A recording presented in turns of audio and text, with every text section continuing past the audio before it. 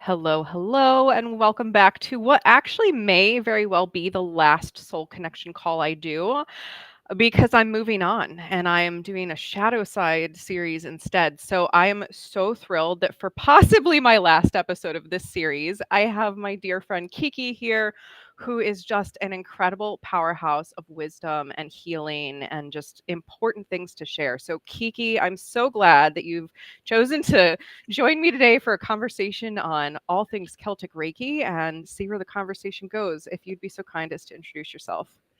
Yes, well, thank you. I feel like fireworks are in order. That was a beautiful introduction. Well, thank you. Hello, I am Kiki Tyler. I consider myself a spiritual mentor, activator. Celtic Reiki is one of the modalities I work with. Akashic Records, love my sound healing. Like you can see, I've got some bowls in the background. So, just different tools in my toolbox and how I assist healers, empaths, intuitives, spiritual entrepreneurs, new earth leaders to get through all the things so that they can share their light and shine bright and raise the vibe of the collective, right? Just make the world a better place. Yes, and that's why I love and adore everything that you put out into the world. I felt such a connection when we first met because I could tell like that is the you're really here to just shine the light and provide the tools and really encourage people to try what works for them. And that's something that's really important in a world that's predominantly like one size fits all, right? Tries to just push this is use this tool, take this pill, do this thing, and everything will be solved. So I love how you like you're all about honoring the person that you're working with and however they're showing up, like you just meet them. Yes, this is not cookie cutter. This is not copy and paste. Like when we're born, we break our own mold, right? There's only one of us. So even though there might be 10 of us doing Reiki, we all do it differently. We all attract different people. We all weave it differently and hone in on a specific purpose based on our own journey and how Reiki came into our world, just as an example. So, Oh my gosh, yeah. right? And Reiki, I love that we're going to talk some about Reiki today because Reiki was actually my introduction into the healing space when I got my first like level 1 certification at 19 years old, and I've just seen the Reiki world like take off in such an incredible way since then. So, yeah, before we jump in, just in case you don't know me, I'm Safrianna Lughna, the queer spirit guide, and I help visionary leaders get out of their own way so they can heck and slay and just show up in authenticity and stop trying to do the cookie cutter one size fits all thing. So you're in great hands here if you feel like you break the mold because Kiki and I are here for that. So Reiki, almost everybody in a healing space kind of knows about Reiki at this point. Like it's almost become mainstream in a way. When I first heard of it, I was reading Louise Hay's book at that time and just like entering the sort of spiritual baby world. And I'm like, what am I doing? And Reiki was the thing that the advanced healers all knew about, but that the mainstream didn't. And so I got my first certification, like I said, at I think literally 19. And then I didn't come back and do 2 and 3 until later.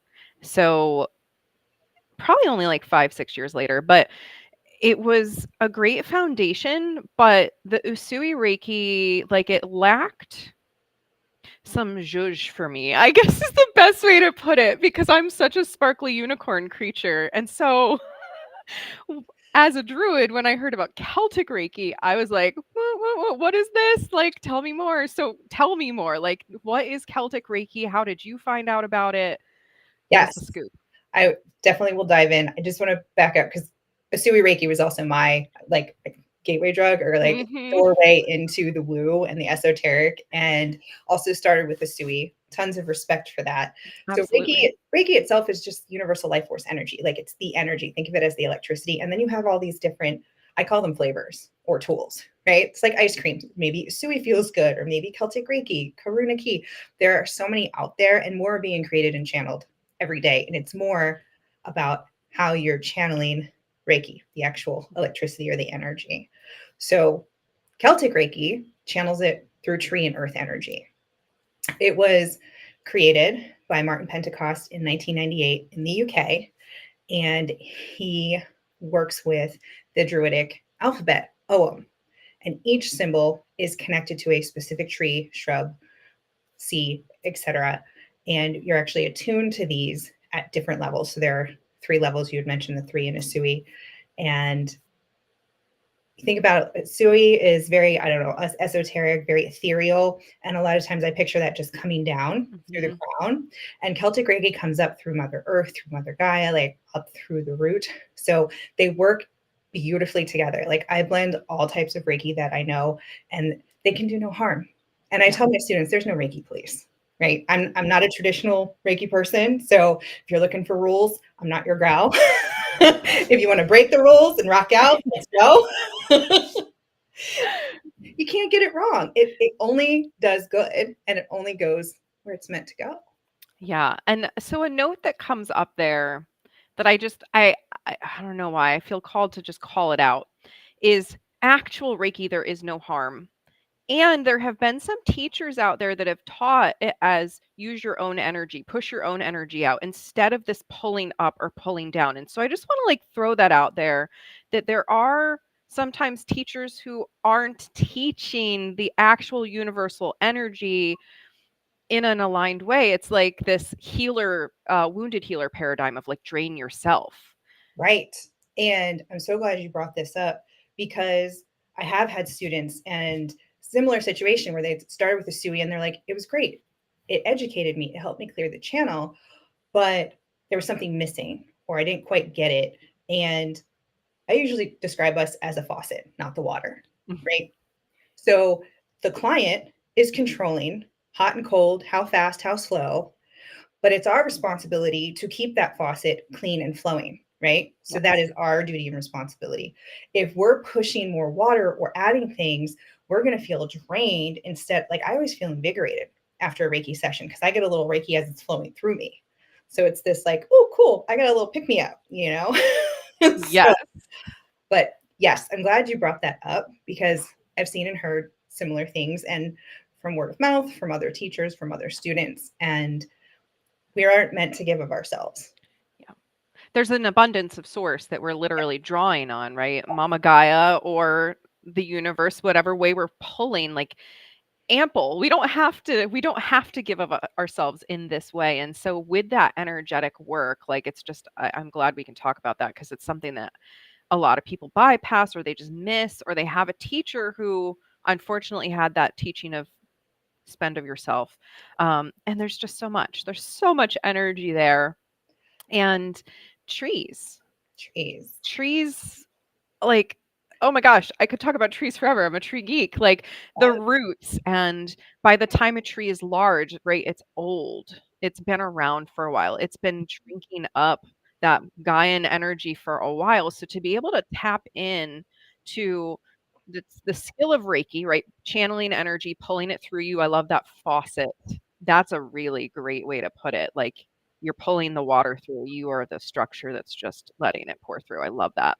But Reiki, when we're able to make that connection and pull that energy through, we can do so many incredible things with it. But I'm curious, like, was it the trees that pulled you in? Was it like what was it that pulled you into this modality? The word Celtic. I knew absolutely nothing about. I didn't even know that it had to do with trees. So my Reiki master, who had trained me in Usui, said her Reiki master was offering Celtic. I got a full body zing, and I was like, I don't know what that is, but let's do it. What a great way to spend the day, right? And it was virtual over Zoom because they were in Canada, and she started going over the trees in the introduction, and one of them is a willow tree, and one is a birch tree, and those were big trees in my childhood, in my backyard, fond memories of my grandmother.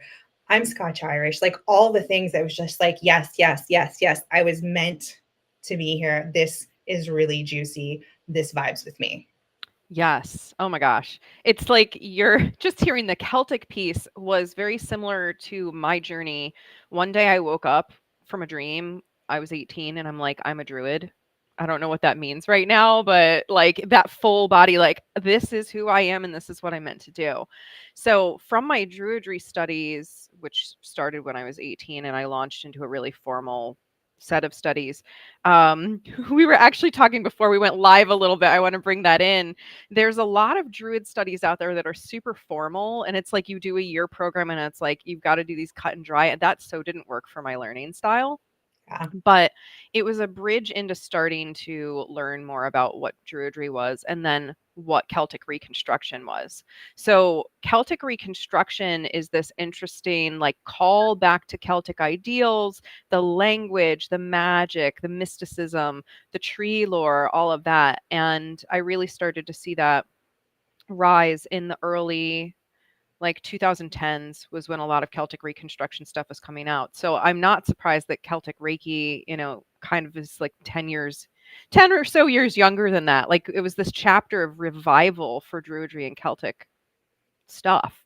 So you heard Celtic and you were ooh, and I heard Druid and I'm like ooh, and they're kind of, I mean, the Druids weren't solely Celts, but the Celtic culture has a lot to do with the modern stuff that we see today.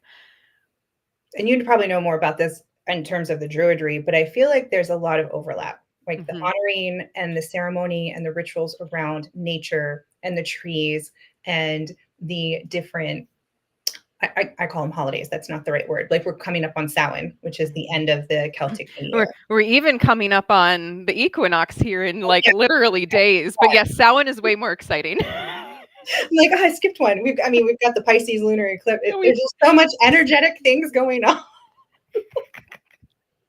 So many things. I love it. But yes, you were saying, what were you saying? There's overlap between yes. and Celtic Reiki. So I feel like, and correct me if I'm wrong, Druidry is definitely a practice, a way of life. And then Celtic Reiki is a healing modality that blends beautifully and has overlap. I mean, it's using the Druidic alphabet. And the Ogham was never a language. It was used to delineate ancestry and mile markers and secrets and each one was given to a tree. So when you were working with, there's also a whole divination system with Ogham. Yep. But that's separate from Celtic Reiki. We use the symbols. That is so fascinating to me. The fact that it's literally using Ogham and the letters and the trees and probably the properties and the symbolism and the magic, but it's a healing modality because Ogham, the best way to, if anyone's seen Norse runes that are often on like stones, Ogham is basically that, but they're carved lines and they're usually on sticks. Kiki might have something for us here. I'll pull up my favorite one. So this is actually ivy. Oh, wow. And that is the symbol for ivy. And when left to its own devices, it actually does turn into solid wood. Wow. And can be very mischievous. That's beautiful. So this is Gort. And so that's the letter G. We'll go over this in level 2. But there are originally 20 letters. They were broken into 3 groups of 5 consonants and then a group of 5 vowels. And then there are called Feda, F-E-D-A. And then there are additional extra Feda that were added on. There's a woman I started following recently, Laura O'Brien. She actually is creating the Ogham Academy. So from a historical Irish, like authentic place. So if you want to learn more, highly recommend her. That's very, very cool. Yeah. So Druidry, when I first got introduced to Druidry, I was still I actively considered myself Christian. And it was cool for me. It was a bridging the gap kind of thing because it was a practice. It was a lifestyle and a set of beliefs for being good to the earth instead of having like a specific religious figure or, power. And that's this route back to nature, right? Nature is what's here. It's what we know. And so Celtic Reiki, I feel like it's even more accessible to people than Usui might be because we can feel the earth. Like we can go hug a tree. Yes. We can't necessarily, like not every person has that gift of being able to like feel universal cosmic energy or maybe that universal flow. Maybe that feels less accessible, but so what's your experience with that? Few things. I love that you brought up religion because that's another question that comes up with Reiki. So Reiki is not a religion. It blends with all religions if you have a religious affiliation or practice, or if you have none, but it is about a spiritual path.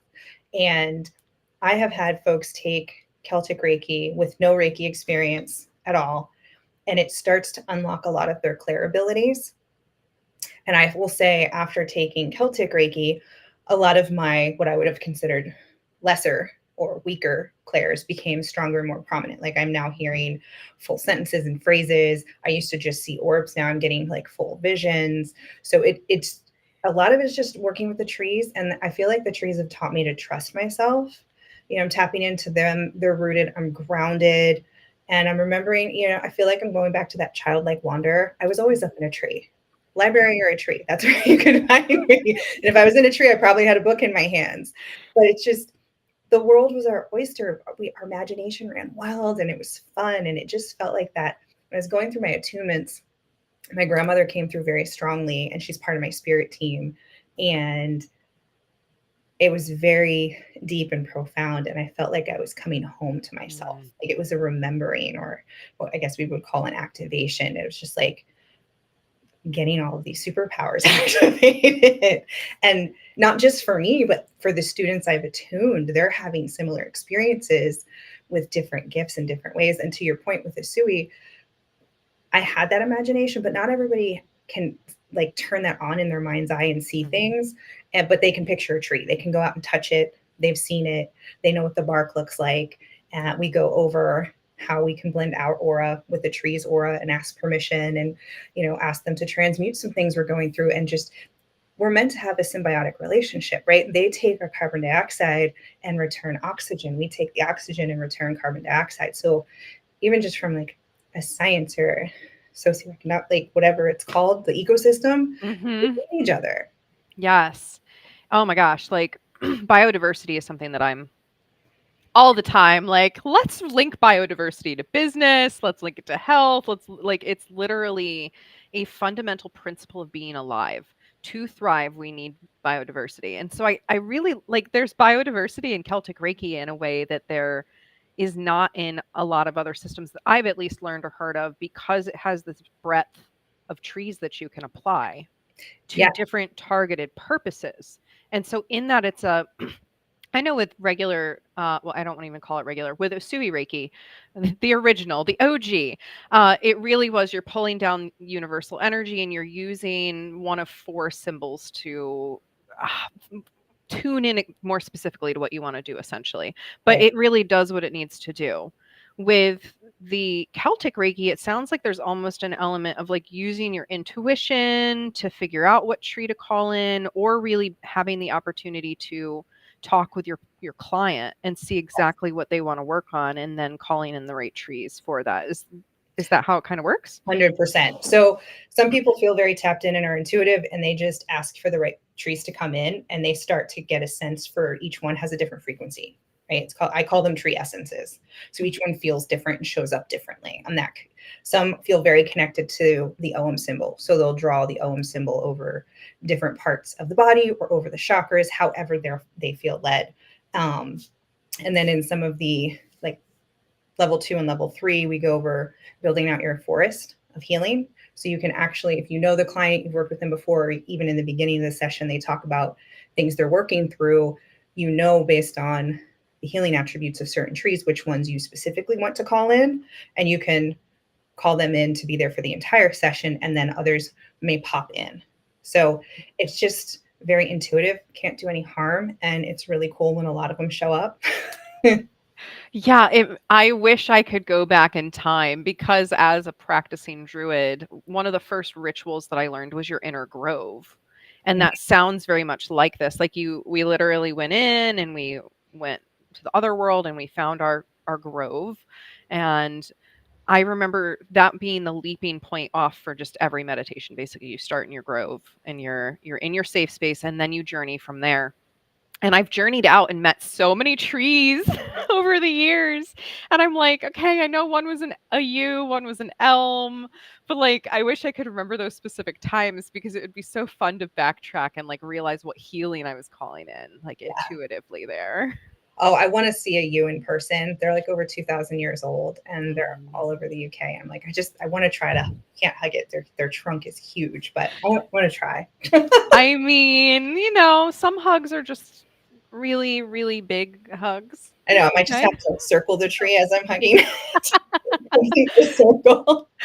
That's, the tree hugging hippie metaphor, right? Celtic Reiki, like it feels like some people probably take Usui more seriously, where I feel like some of the new forms people are right, like they just have an attitude about the newer forms. And I'm curious if you've encountered resistance around that, or people have seen it as too airy fairy or anything like that. Yeah, sure. I mean, Usui's been around for 100 years, but again, just the word Reiki is Japanese, universal life force energy. Nobody owns it, Right. right? And it's mainstream. It's the most traditional. It's the most buzzy. Like, it's been around the longest. So I have had pushback, like, oh, it's too new or it's not real. And I'm not here to convince. So clearly, those are not my people. You have Right. questions, I'm happy to answer. But if it turns into more argumentative, I had a person reach out and say she was like an amateur historian and she wasn't quite sure how this fit into the whole realm of the Usui. And like, it doesn't, it has nothing to do with it.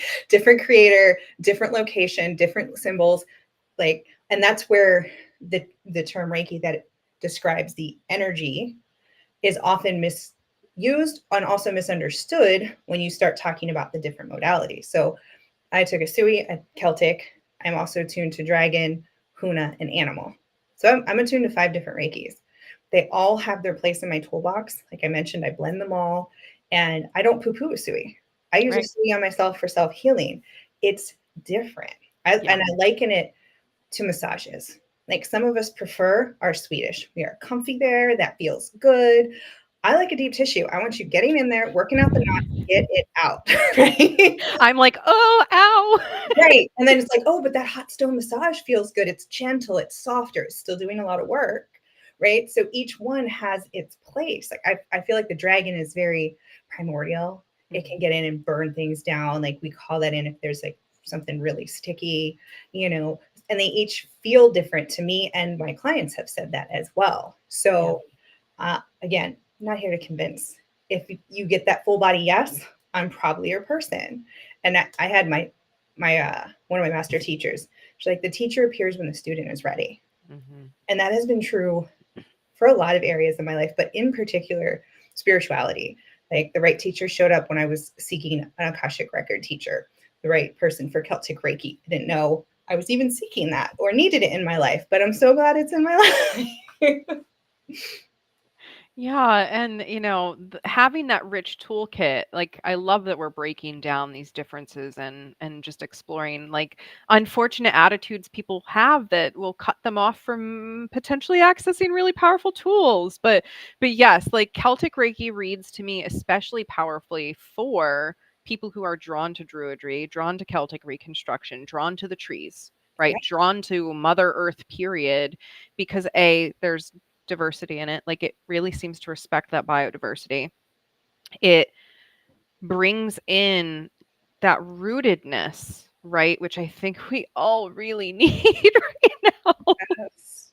Yes. And just a lot of symbolism and magic. And I could see, like, for me as a druid, I have never learned all of the Om because I'm not really drawn to it as a divination system. Like, it's cool.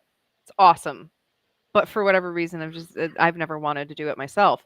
But the idea of learning all of the trees and the symbolism has appealed to me. But then I'm like, what's the purpose if I'm not using it for divination? Like, I'm just remembering the set so I can store it in my head. So with the Reiki piece, I'm like, oh, now there's like, okay, I could learn all the symbols because I'm applying healing with it, which feels way more exciting than divination. Like, divination's cool, but it's not my go-to. I like to heal. Right. Well, it gives it that purpose. Yeah. Right? Like, we could pick up a book, we can learn it, but like, what's our, and not that everything has to have a purpose or an end goal. Sometimes we just need brain candy.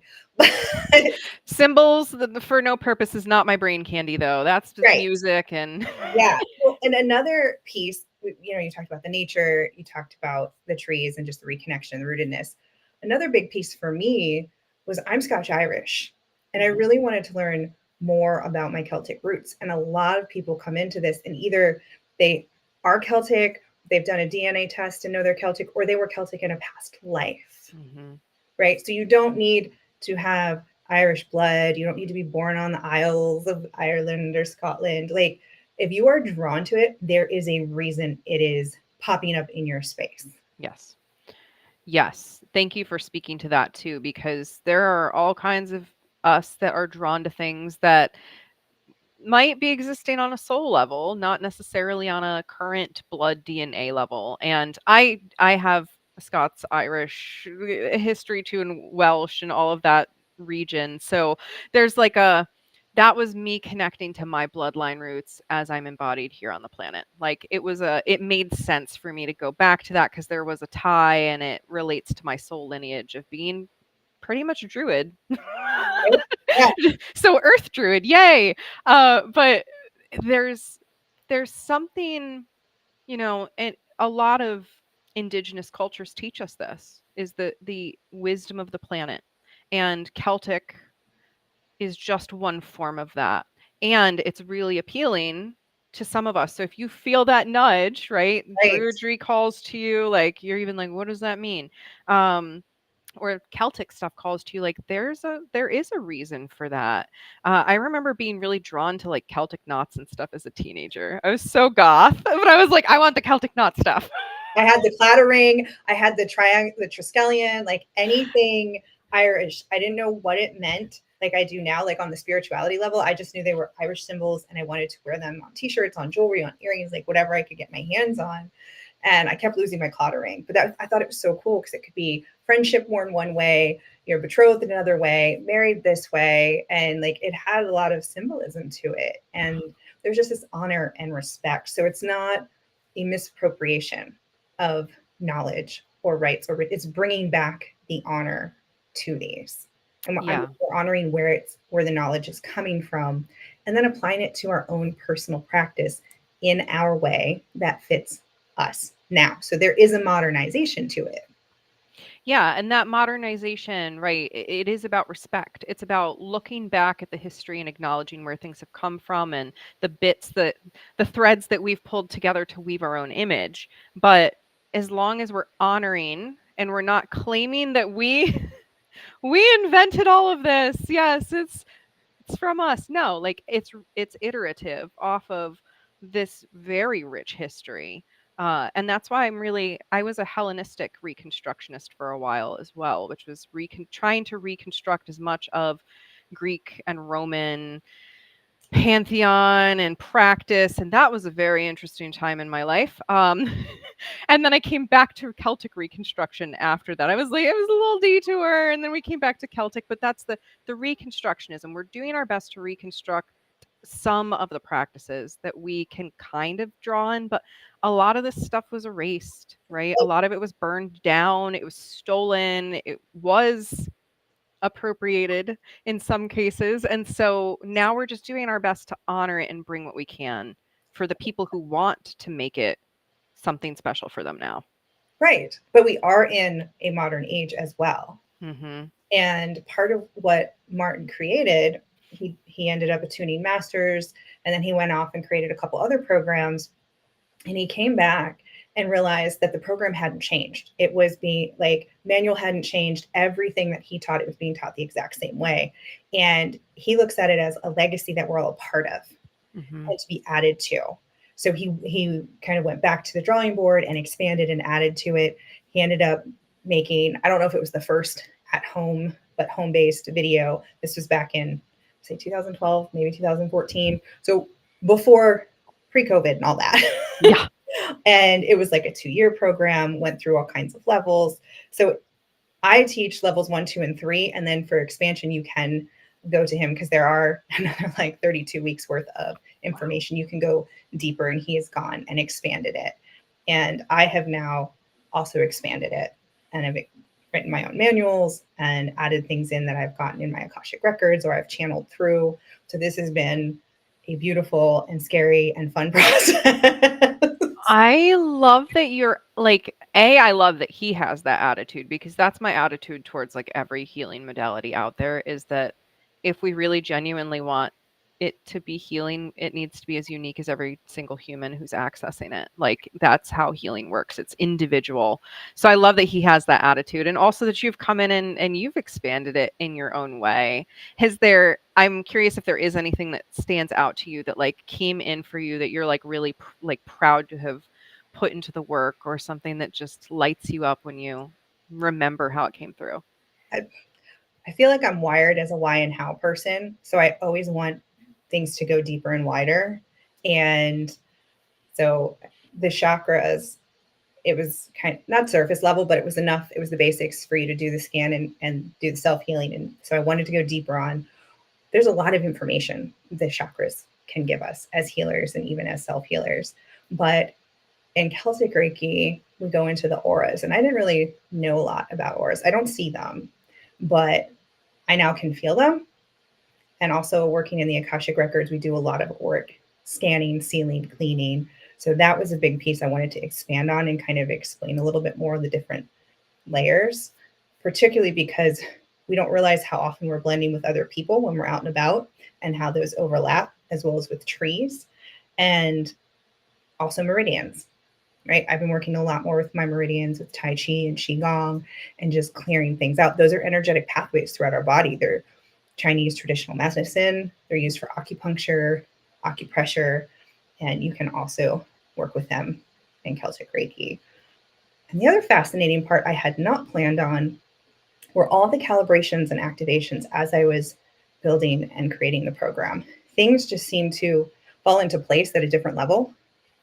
And I've heard it said, when you teach something, it deepens your understanding of it. Mm-hmm. And Martin talks about we are used to the word attunement, right? There's a formal ceremony, a master places the symbols.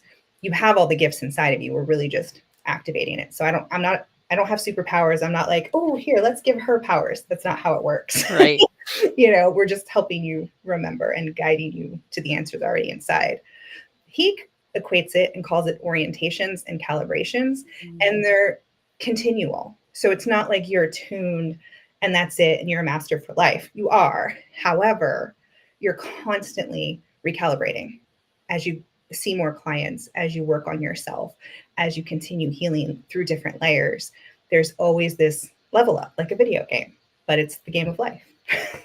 I love that reframe. And yeah, oh my gosh, the energy centers in the body. Like there's so much depth you can get into with energy healing when you start to see how many different systems different people, right, have downloaded or brought through to look at.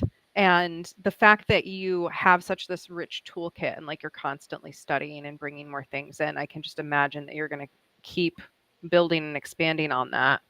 And yeah, I felt very weird when the whole symbols like activation happened, and like now you can do the thing, and I'm like, it's weird. It felt very weird that someone else was giving me permission. So I love that you frame this as a remembering, and like again, we all have the answers inside us. It's just sometimes we need a guide to walk us over to the place where we remember it. Right. Well, and Celtic Reiki was the first attunement ceremony where I was invited to participate. So I place the symbols on myself. Beautiful. And I teach it the same way. And some people are excited and they're like, yeah, let's go. And others are like, nope, I want you to do it. And we're different places and spaces in our journey. And some really love the symbols. Some like saying. So we go over a little bit about the pronunciation of the OM because it's not something we use or the way that we roll our tongue and pronounce things, at least in the US. At least in my day today. Maybe when I speak light language, that's a whole other thing. Totally. Yeah. And it's all about intention. So I always tell them, it doesn't matter if you say it right. Like, who's to correct us? Nobody's around from when these were first created to say, well, you should have put the enunciation on. Now, your intention to call in that tree, the tree will answer. It knows you're looking for it. It will come help you. Yeah. That power of will and knowingness, when we know, okay, I have this pure high intention of pulling through this healing energy and allowing it to do what it needs to do. Yeah, it as long as you have some kind of anchor into that energy. I know for me, like the more advanced Reiki, Usui Reiki symbols, like when I try to remember them, that's just not how my brain works. So I just chant them. Right. And see, I was always, they're like glowing stickers for me. So I like pull them out of the air and place them where I want. That worked. That worked. I love I that. love stickers as a kid and coloring books. And I'm like, so I'm very like, I just visualize it and place it. And a lot of times they show up as floating symbols. I do work with the Om and I say the symbol or call in that tree by the symbol's name. But it also depends. I feel like certain clients I'm drawing a lot more, or I'm visualizing and kind of like energetically stamping them. Yeah. And Go ahead. I was just going to say, and that just goes to show like there's so many different ways to heal. There's so many different ways to channel energy, to move it through, to have a similar result, right? Ultimately, the result that all Reiki healers are looking for is to help clear their client's energy, help them feel better in some way, shape, or form, resolve something. Yeah. But that can show up 1,000 different ways with 1,000 different healers. Exactly. And people that have received it describe it as very grounding and very nurturing. So if they're like chaotic, I mean, let's be honest, we're all up in our heads. And as soon as we drop into our body, there's that automatic, ah, oh, okay, this is where we're really supposed to be living. Right? Let's get back into the heart space. Your body knows what to do to heal, but you just haven't been listening to it. Yeah. And yeah. And the lessons from nature, they have winter. And I feel as humans, we like to skip winter and go right into spring and go, go, go again. And it's like, did you hibernate? Did you rest? Did you take care of yourself? I spend a good amount of time on self-care, like setting intentions before your healing session or one with the client, taking care of you and helping the client understand, yes, it doesn't feel like you just worked out or anything, but energetically, a lot was moved around and shifted. Mhm. You're going to feel tired. You're going to feel thirsty. You might be extra hungry. Like, be easy on yourself for 24 to 48 hours. Like, I check in on my clients after a day or two. How are we feeling? Do you have any questions? I didn't realize this, but not a lot of healers do that. They're like, okay, session's over. Bye. Mhm. And I was like, Mhm. I mean, again, disclaimer, not a doctor, not to take the place of medical, but it still has that, I don't know, level of customer service or that check-in. You know, I don't want to say the expert, but there are things that we know because we've gone through that training that our clients might not know. And we want to guide them through that so they're not freaking out or like, why do I feel like I got hit by a truck? There was one time semi recently that I was doing a free session with a friend. She literally entered a giveaway and she got the free session. So I was like, come on. But that familiarity let me drop that part of the professionalism for just a hot second, and I forgot to remind her that she might feel like she's been hit by a train. I just trusted her to know that. My mistake. She messaged me 2 days later and she's like, "What happened?" And I'm like, "Oh no. Oh no, I forgot to give you the professional speech." Yeah. And I've done that That's too. real. I know, and I work with a lot of healers, right? And the healer's healer, those that are spiritual entrepreneurs. So I feel like we know, but I never take for granted they know. And we can all use that reminder because I've also been the person that's not great at self-care. In the beginning, I was not getting healing sessions for myself in the right frequency for the amount I was giving. And I hit that wall, I slid down it, and my body was like, you need to stop. Yeah. Again, not giving my energy, but it's still, you're getting a little Reiki with each one, but you're also possibly getting out of whack in your own because you're not necessarily keeping up with your own self-care. And we put ourselves on the back burner. And every time we fly, we're reminded to put the oxygen mask on ourselves first.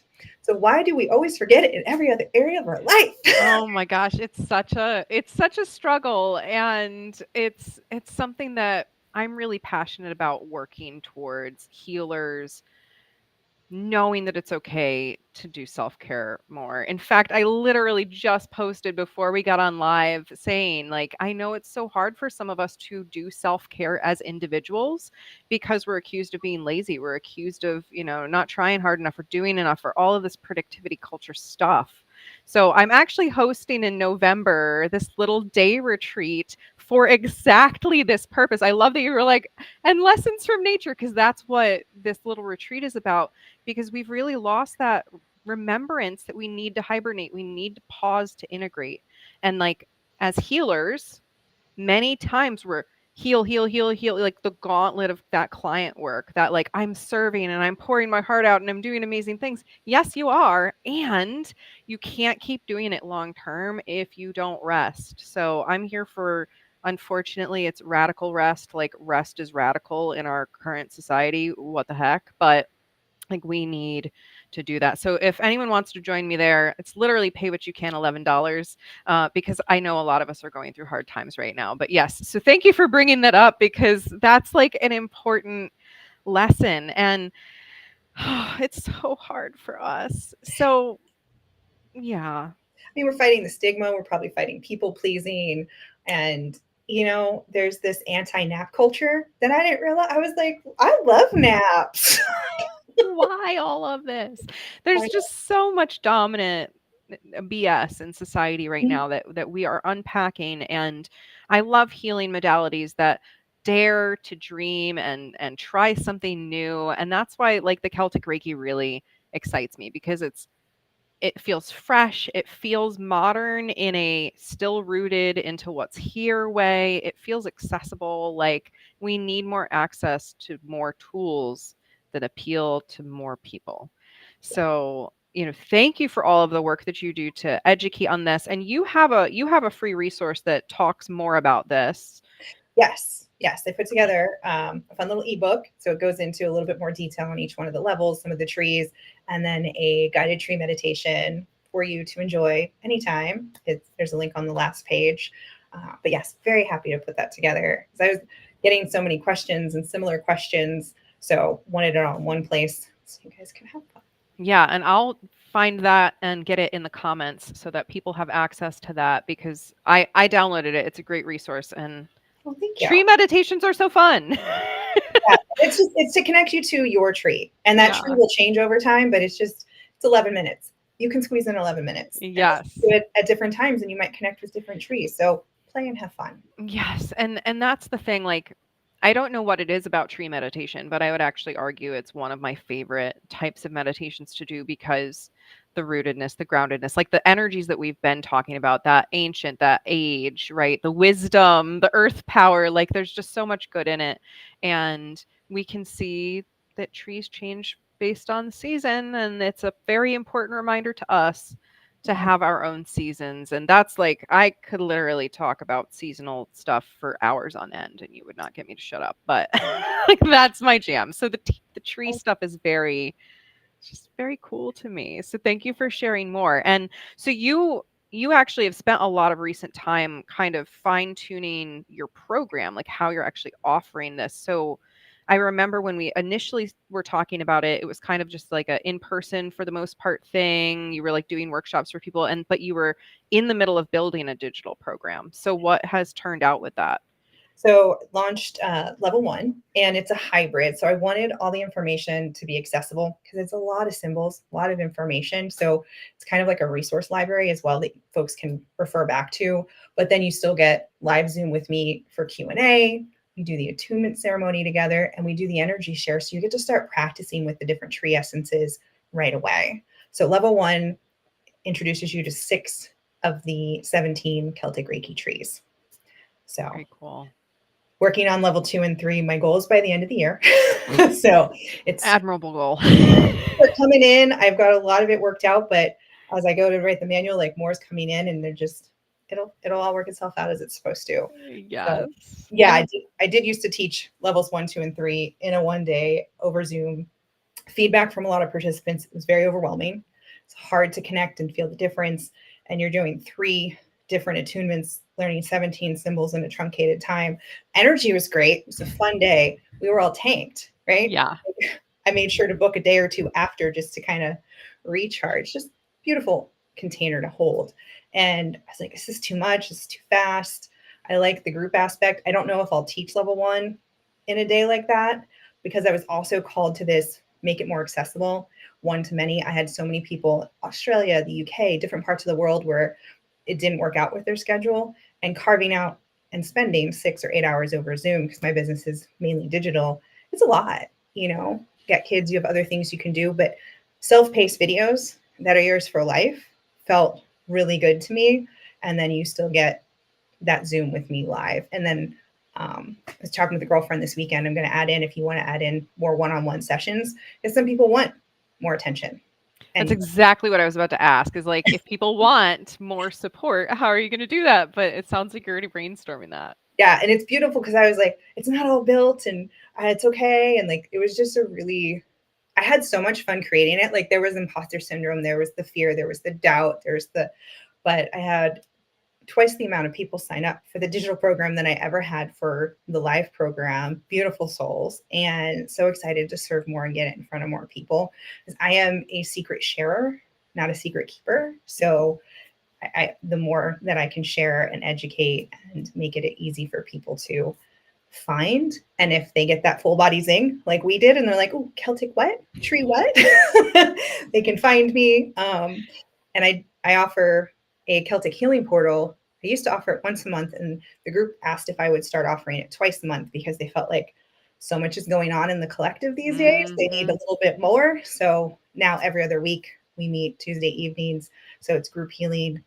Everyone gets a little something, and it's been a beautiful experience. So if you want to feel it, because I know some folks are, oh, this sounds good, but what does it feel like?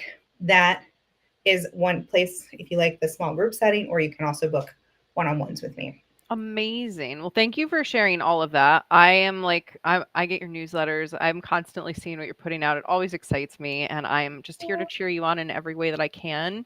And yeah, if you feel called to connect with Kiki for Celtic Reiki, for business, spiritual entrepreneurship, all of that, highly recommend working with her. And thank you so much for being willing to talk about this today, because I'm always curious to learn more information. And I think we brought through some really important gems of wisdom about the energy work and the self stuff and all of that. So thank you for sharing your wisdom today. Oh, thank you. So grateful to be on here. It's your last of these types of chats. Honored to be the last one.